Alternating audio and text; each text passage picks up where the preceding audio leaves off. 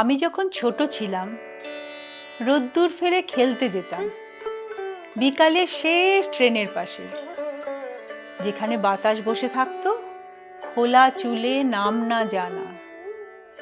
একদিন সে জিজ্ঞেস করেছিল, তোমার নাম কি?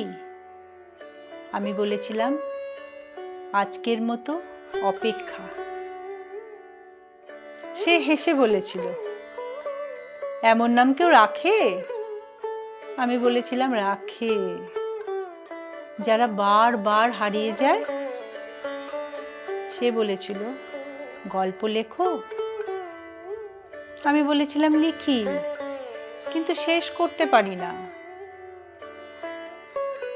সে বলেছিল, তাহলে আমার জন্য একটা শুরু লেখো, আর শেষটা আমি নিজেই হয়ে যাব। তারপর অনেক বছর কেটে গেল, শহর বড় হলো, আমার খাতা ছোট হতে লাগলো, শব্দগুলো অফিস ধরল, সময় পাঞ্চ মেশিনে ঢুকলো। একদিন হঠাৎ স্টেশনের ধারে বৃষ্টি নামলো। চা দোকানের বেঞ্চে বসে একজন মেয়ে বলল, চেনা লাগছে। আমি বললাম, হ্যাঁ, তুমি কি সেই নীল চিঠি? সে বলল, চিঠি না, আমি এখন ঠিকানা। সবাই আসে, কেউ থাকে না। বলেই সে ভিজিয়ে দিল আমার জমানো সব বাক্য, সব অসমাপ্ত উপমা। তারপর বলল, এখন আর অপেক্ষা করো না, লেখো যা হারিয়েছ তার জন্য।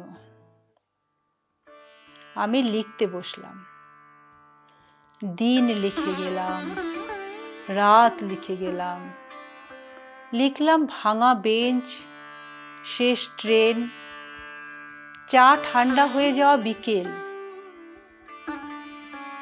লিখতে লিখতে একদিন বুঝলাম, যার জন্য লিখছি সে আর ফেরে না, কিন্তু তার অভাবটাই লেখার ঘর। হঠাৎ জানলার বাইরে আবার বৃষ্টি নামল। এই বৃষ্টিরা আমায় বলল, ভয় নেই, ভালোবাসা সবসময় মানুষ হয় না, কখনো সে লেখা হয়ে বাঁচে।